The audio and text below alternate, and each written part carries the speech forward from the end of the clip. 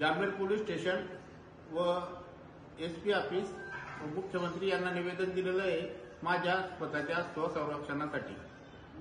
कारण जामनेर तालुक्यातील ही जी विकृती आहे यांचे बरेच पुरावे माझ्याकडे आहेत व त्यामुळे माझ्या जीवाला धोका आहे। मला 31 जुलै रोजी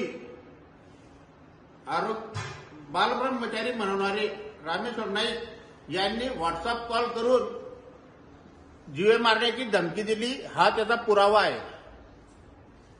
आणि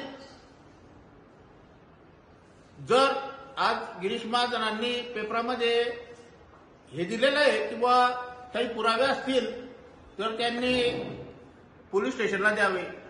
मला पुरावे पोलीस स्टेशनला देण्याची गरज नाहीये, कारण मला फक्त बटन दाबायचं काम आहे।